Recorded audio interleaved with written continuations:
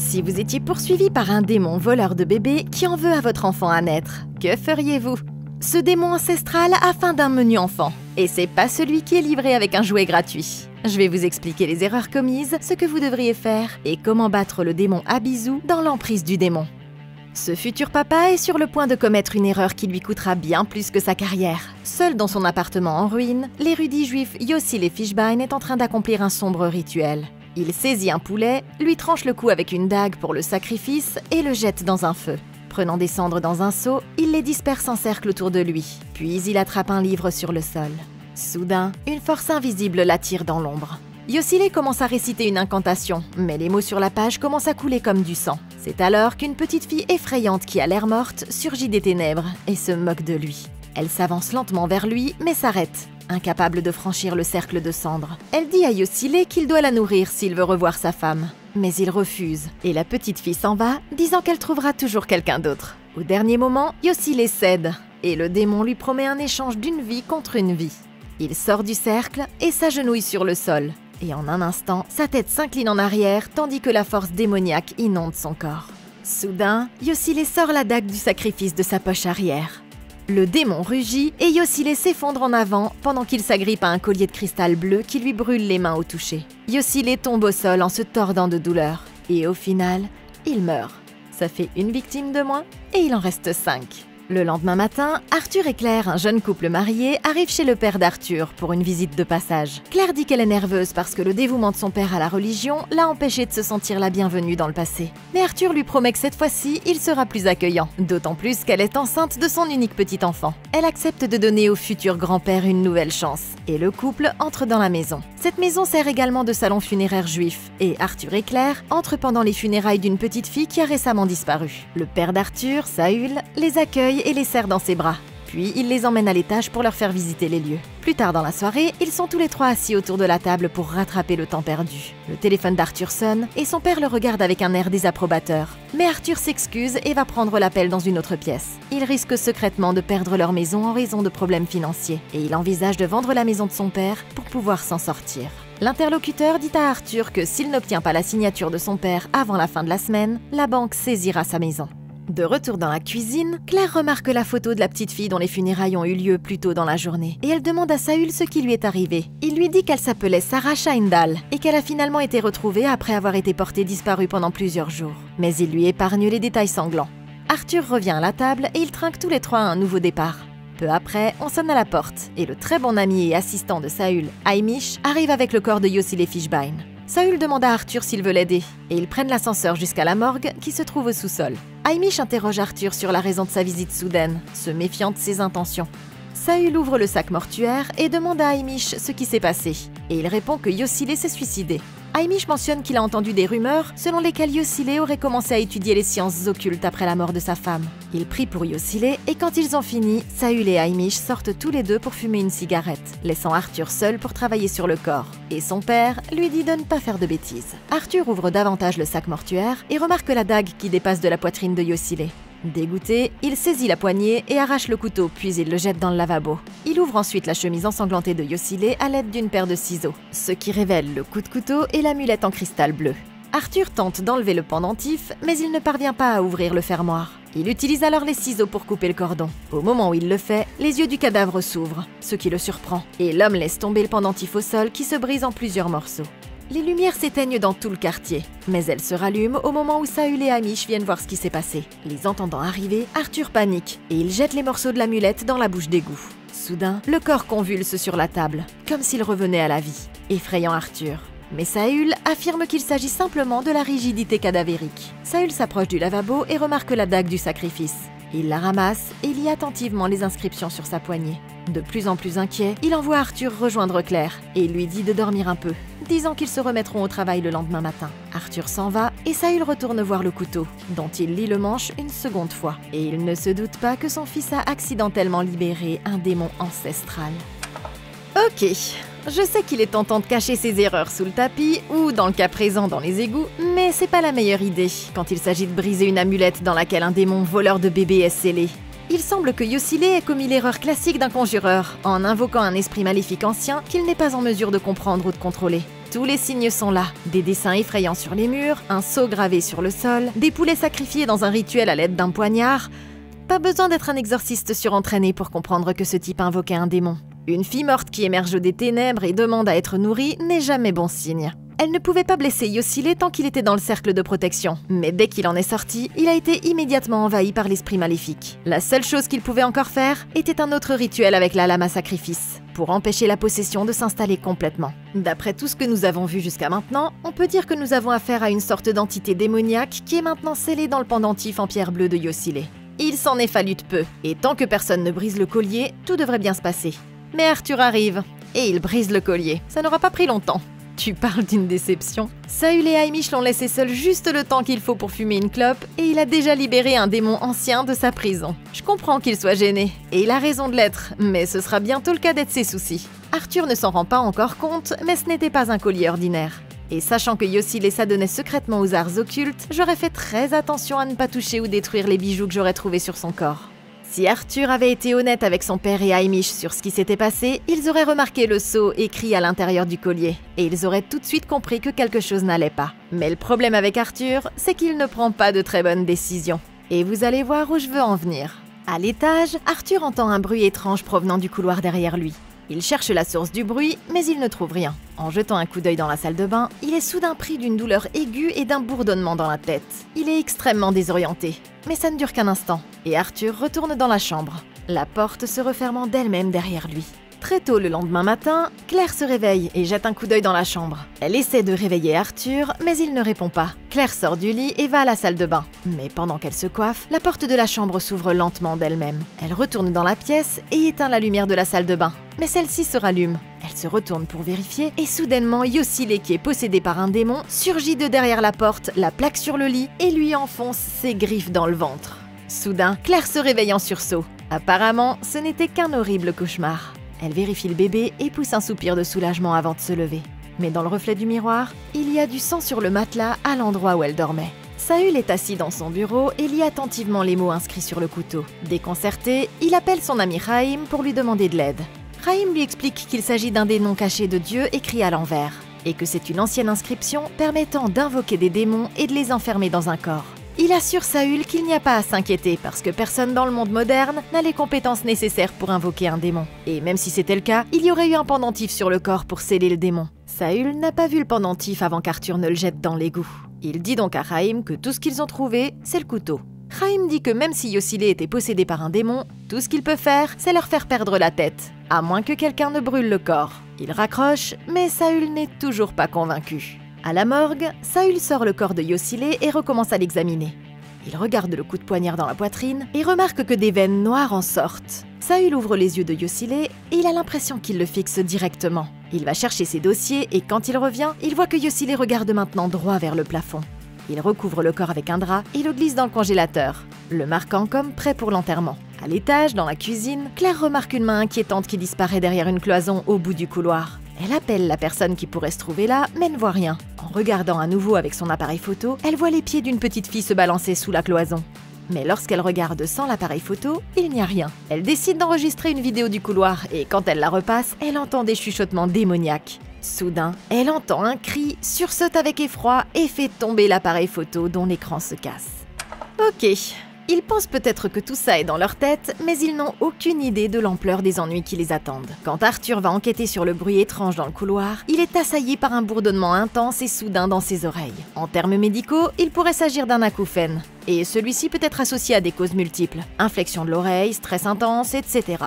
Mais certaines communautés religieuses l'associent aussi à un signe précoce de possession démoniaque. Arthur est très stressé à l'idée qu'il pourrait perdre leur maison. Mais après avoir cassé ce pendentif, il peut être certain que ce sera le cadet de ses soucis. Si la porte de la chambre s'est fermée d'elle-même, c'est une invitation. Et je parierais tout de suite sur la possession démoniaque pour celle-ci. Quand Claire a été attaquée dans ses rêves par le zombie Yosile, il s'est élancé vers elle depuis l'intérieur du miroir. Et certaines cultures juives croient que les esprits peuvent utiliser les miroirs pour passer d'un monde à l'autre. Au matin, on a pu voir du sang dans le reflet du miroir à l'endroit où elle dormait, ce qui indique que quelque chose d'horrible pourrait être en train d'arriver à son futur bébé. Je sais qu'elle veut faire bonne impression auprès de Saül, mais un cauchemar aussi perturbant pendant ma première nuit de sommeil dans une véritable entreprise de pompes funèbres m'inciterait clairement à réserver une chambre d'hôtel dès le lendemain matin. On pourrait aussi penser que Chaim, l'ami de Saül, aurait pu prendre plus au sérieux la découverte d'un poignard rituel dans le corps de son ancien collègue.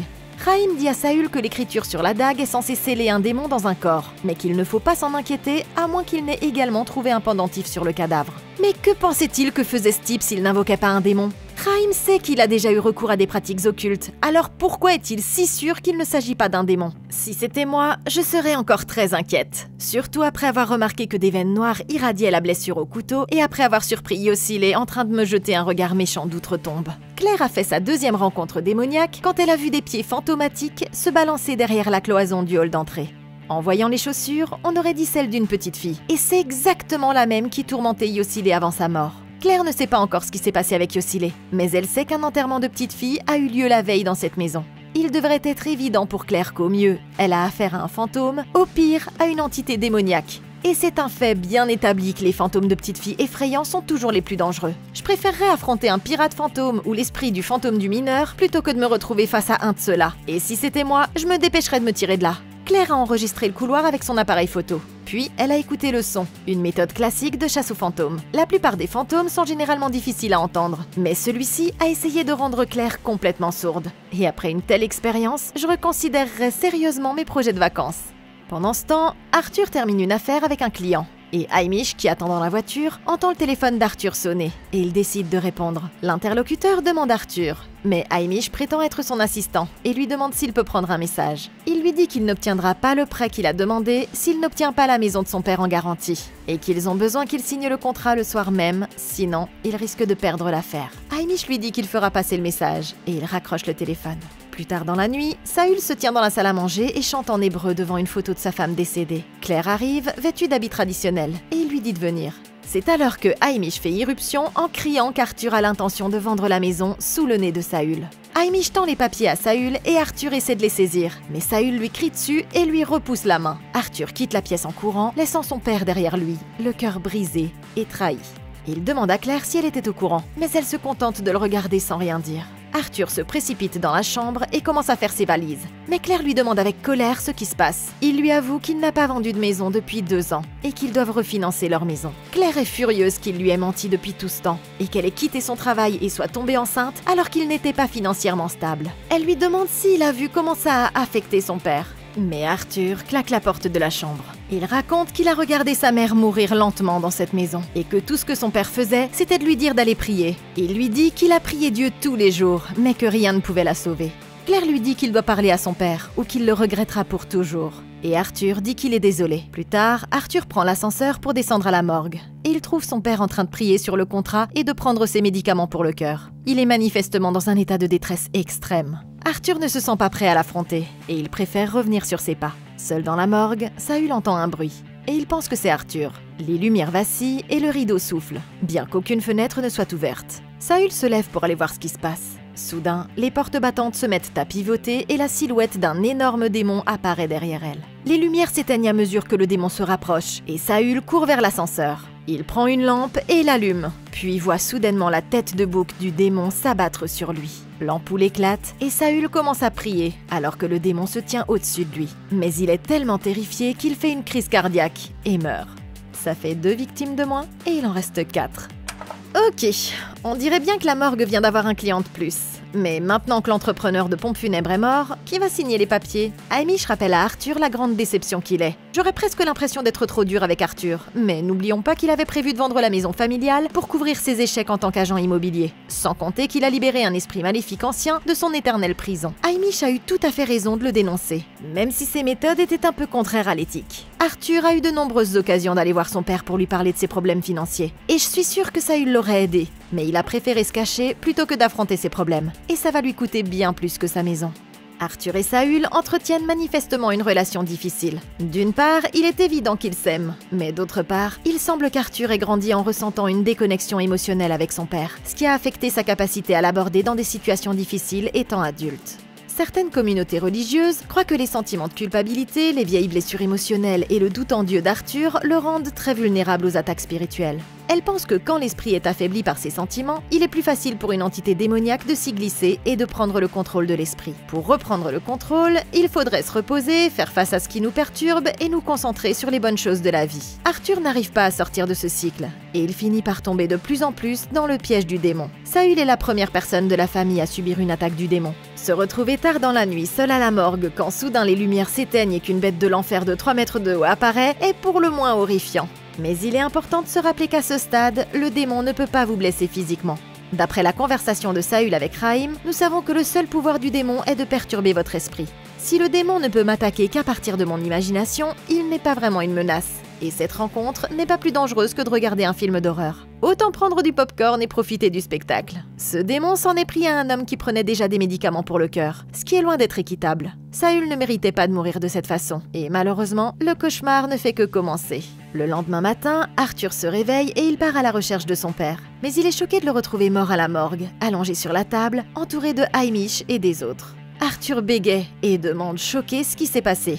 Et une des personnes lui dit que son cœur a lâché. C'est alors que Haymish jette le contrat signé au visage d'Arthur, lui reprochant d'avoir brisé le cœur de son père. Arthur demande à être seul avec son père, et tout le monde quitte la pièce. Il prend l'alliance du doigt de son père et pleure de regret pour ce qu'il a fait. En dessous de lui, dans l'égout, le pendentif bleu brisé reste tapi à l'abri des regards. À l'étage, les miroirs du salon sont recouverts de draps alors qu'une foule se rassemble pour le service funèbre de Saül, pendant qu'Arthur reste assis sans voix dans son fauteuil. Raïm arrive et pose quelques questions à Haymish, curieux de savoir pourquoi Saül, apparemment en bonne santé, est soudainement tombé raide mort.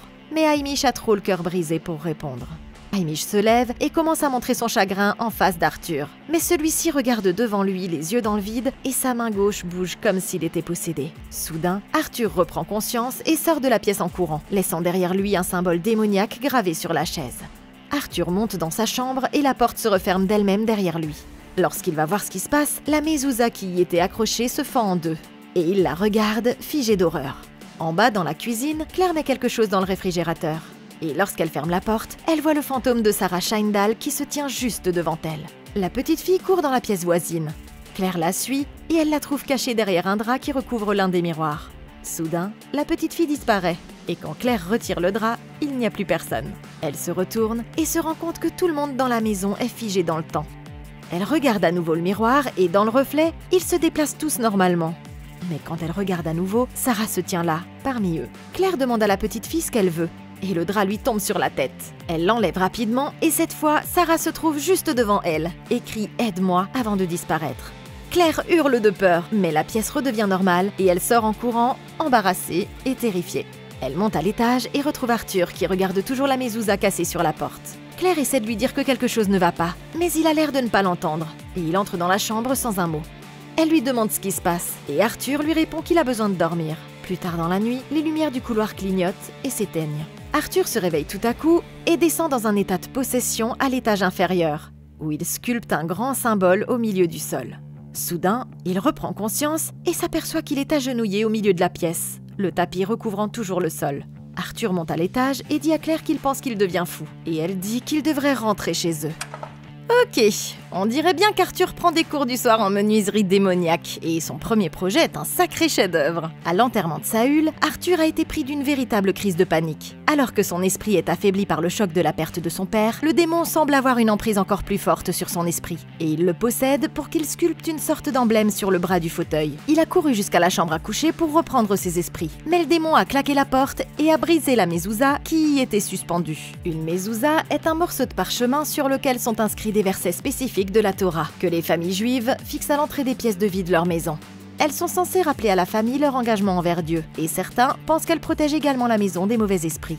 La mezouza fixée sur la porte de la chambre d'Arthur montre que l'esprit est devenu plus puissant dans le domaine physique, après avoir pris la vie de son père. On peut dire que les choses empirent de minute en minute, et qu'Arthur ferait mieux de trouver rapidement une aide spirituelle, avant de succomber complètement à la volonté du démon. La rencontre suivante de Claire avec le démon montre que sa puissance augmente encore. Cette fois, le démon était capable de stopper le monde autour de Sarah et de la piéger dans une sorte de dimension miroir pendant un bref instant.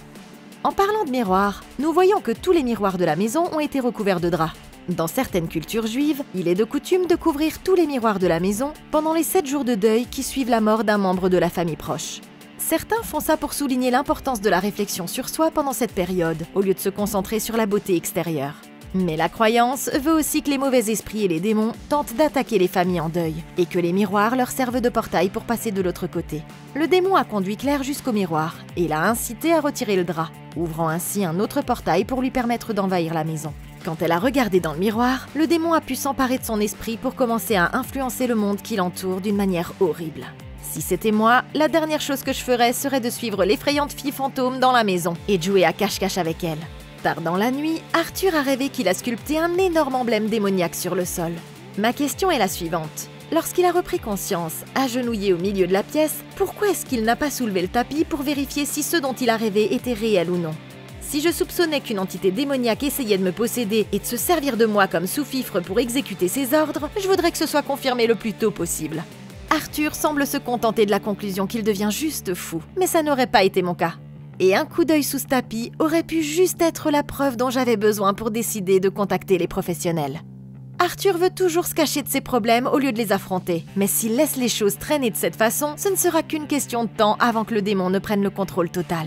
Au matin, un groupe d'hommes arrive pour récupérer le corps de Yossile. Mais il se fâche quand il voit qu'Arthur n'a pas préparé les papiers nécessaires. Ils demandent à voir Haymish, mais Arthur leur dit qu'il ne travaille plus ici. Ils lui disent que pour transporter le corps, il aura besoin d'une autorisation de la police. Ou alors, il devra le transférer aux plus proches parents. Et il lui suggère de mettre leurs différents de côté et d'appeler Haymish pour avoir son aide. Arthur ouvre le dossier de Yossile et trouve les clés de sa maison. Il décide de s'y rendre pour voir s'il peut trouver des informations sur sa famille. Arthur arrive à l'appartement de Yossile et entre. Il appelle pour voir s'il y a quelqu'un, mais personne ne répond. L'homme essaie d'allumer la lumière, mais il n'y a pas de courant. Il se faufile de pièce en pièce, remarquant d'étranges dessins sur les murs. Des sanctuaires éclairés à la bougie et une bibliothèque débordant de livres et de notes sur les rituels démoniaques. Sur la machine à écrire, il trouve le dernier message de Yossile, « Pardonnez-moi ». Il fouille dans quelques tiroirs et trouve une cassette audio intitulée « Tentative d'invocation numéro 5 ». Arthur écoute une des cassettes tout en débarrassant le sol de quelques livres. Et il découvre un sigil identique à celui de sa vision, gravé dans le bois. Sur la cassette, il entend Yossile dire qu'il a fait une terrible erreur et qu'il a accidentellement invoqué le démon féminin Abizu, surnommé la voleuse d'enfants. Arthur retire une latte du plancher et trouve une cassette VHS intitulée « Le miracle de Sarah Scheindal ». Il visionne la cassette et voit Yossile dire qu'il a trouvé le remède à la mort et qu'il compte l'utiliser pour ramener sa femme à la vie. L'homme s'éloigne de la caméra, montrant Sarah debout à côté d'un cercle de bougies. Il dit que l'archange veut qu'il commence. Et Sarah entre dans le cercle et commence à l'éviter. Au début, elle rigole, mais Yossile s'aperçoit que quelque chose ne va pas. Soudain, il est projeté à l'autre bout de la pièce par une force invisible, et Sarah pousse un cri de douleur avant de s'effondrer sur le sol. Yossile rampe sur le sol tandis que le démon apparaît et s'approche de lui. Mais c'est là que l'enregistrement se coupe. C'est alors que le téléphone d'Arthur sonne. C'est Claire qui l'appelle. Après avoir été effrayée par des coups violents frappés à la porte, Claire s'est retrouvée face à Aïda Fishbein qui voulait voir le corps de son mari. Elle tente de questionner Arthur à ce sujet, mais la réception est mauvaise et ils n'arrivent pas à s'entendre. La jeune femme se retourne et Aïda se tient juste derrière elle. Elle supplie Claire de la laisser voir son mari, et Claire finit par accepter. Dans l'ascenseur, Aïda frotte bizarrement le ventre de Claire, et elle lui dit que le bébé ne devrait plus tarder à naître. Aïda sait exactement vers quel corps se diriger, sans avoir besoin de lire les étiquettes, et elle demande à Claire d'ouvrir la cellule réfrigérante. Quand elle le fait, Claire se rend compte que c'est le même homme qui l'a attaquée dans son rêve. Soudain, Claire tombe de douleur par terre, et Aïda lui dit qu'elle a été infectée, et qu'elle perdra le bébé si elle ne rompt pas la malédiction. Aïda montre l'égout, et dit à Claire d'attraper le pendentif cassé et de le brûler. Elle prend le pendentif et le met au-dessus d'une bougie, mettant le feu au seau écrit dessus. Et en faisant ça, le cadavre de Yossile s'enflamme. Derrière lui, Aïda se transforme en Abizu, le démon à tête de bouc. Il rugit sur Claire et elle court vers l'ascenseur. Les lumières s'éteignent et Claire tire sur les grilles de l'ascenseur pour les fermer. Mais quand elle essaie d'appuyer sur le bouton, le démon tente de l'attraper avec ses griffes. Heureusement, les portes de l'ascenseur se referment juste à temps et Claire réussit à s'échapper, pour le moment. Ok, les choses se passent de mal en pis et le plan d'Abizu se déroule sans accroc. Question, Arthur est le premier à aller vérifier l'appartement d'Yossile ou est-ce que j'ai raté un truc? Il fallait bien que quelqu'un aille chercher son corps, non? Ils ont pas remarqué les signes évidents qu'il avait invoqué un démon? Ou ils ont tout simplement pas pensé que c'était quelque chose qui valait la peine d'être mentionné? Plutôt, Haymish a fait état de rumeurs selon lesquelles Yossile s'adonnait à des sciences occultes. mais je dirais que ces rumeurs sont bel et bien confirmées. L'appartement de ce type ressemble à ce qu'un sujet d'actualité montrerait quand il serait dévoilé. Sérieusement, après avoir franchi la porte, j'aurais besoin de revérifier si cet appartement appartenait bien à Yosile, et non à Charles Manson. Et ce, avant même d'avoir trouvé les cassettes sur les explications démoniaques. Sur la cassette de la tentative d'invocation, Arthur apprend enfin que le démon féminin s'appelle Abizu et est surnommée la voleuse d'enfants. On dit qu'Abizu erre sur Terre à la recherche de femmes enceintes et qu'elle provoque des fausses couches. Certains pensent qu'elle est jalouse des mères parce qu'elle est elle-même stérile et ne peut pas avoir d'enfants. Abizu est connue pour étrangler les nouveau-nés et peut également être la cause de surdité, de cécité, de folie et de douleurs corporelles intenses. Étant donné que Claire porte un enfant, elle est la cible parfaite pour subir la colère d'Abizu. Arthur en apprend plus sur l'expérience de Yosile et sur l'origine du démon en regardant la cassette VHS du sacrifice de Sarah. Nous avons donc un message sur une machine à écrire, une cassette audio et un enregistrement sur une VHS. Yosile ne possède que des appareils créés au cours des 3 dernières décennies ou quoi? Je suppose qu'il est trop occupé à invoquer des démons pour être à la page sur la technologie moderne. Et pour être honnête, une clé USB ne serait pas assez effrayante, donc je vais laisser passer pour cette fois. Sur la cassette, Arthur a vu Yosile sacrifier Sarah à Abizu. Et il a appris que son but ultime était de ressusciter sa femme décédée, mais qu'il a accidentellement invoqué la mauvaise entité. Maintenant qu'Arthur sait exactement ce qui se passe, il peut enfin prendre les décisions judicieuses pour se défendre. Malheureusement, le démon a déjà plusieurs longueurs d'avance.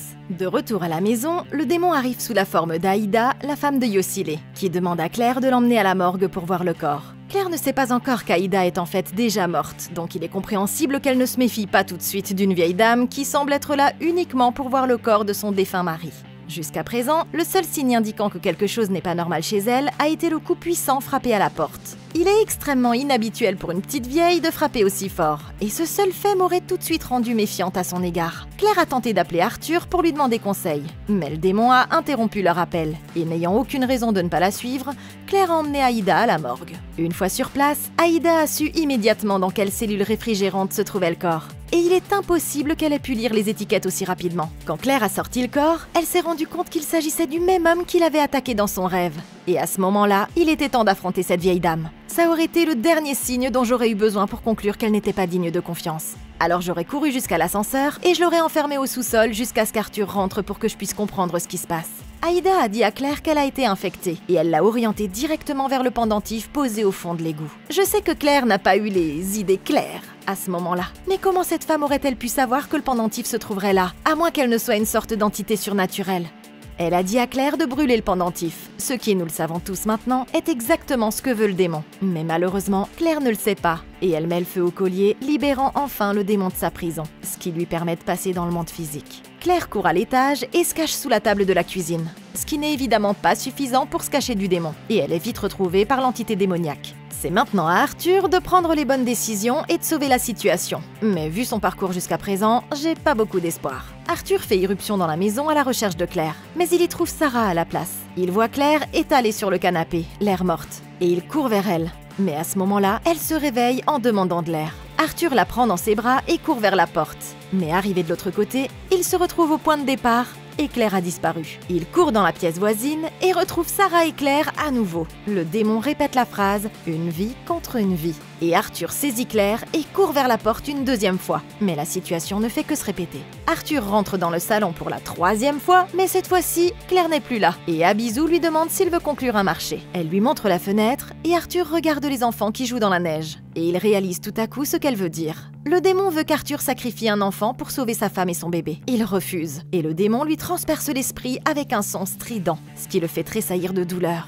Mais quand l'entité s'arrête enfin, elle a disparu. Arthur sort son téléphone, sachant qu'il n'a plus qu'une option.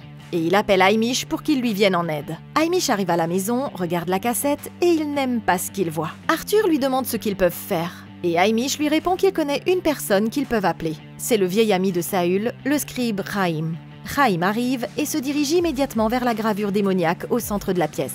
Haymish lui demande ce que c'est, et Raïm explique qu'il s'agit d'un sigil, qui sert d'autel de sacrifice au démon. Il demande à Arthur si Claire est allée sur le sigil et a nourri le démon, mais Arthur ne le sait pas. Il demande alors à voir le corps de Yosile. Ils descendent tous les trois au sous-sol, où ils voient les restes brûlés de Yosile, et Raïm dit que le démon a été libéré. Il trouve le pendentif cassé et s'empresse de le réparer. Pendant qu'il travaille, Raïm explique que dans les temps anciens, le démon Abizu s'attaquait aux personnes désespérées et les forçait à le nourrir. Dieu a demandé à Abraham de sacrifier sacrifier son fils, bannissant ainsi Abizu pour toujours jusqu'à ce que Yosile le libère à nouveau. Il prévient que le démon leur fera voir et ressentir des choses qui ne sont pas réelles, jusqu'à ce qu'il obtienne un enfant à l'intérieur du sigil. Ils peuvent le piéger à nouveau avec le pendentif, mais il faudra qu'Arthur se sacrifie comme Yosile l'a fait.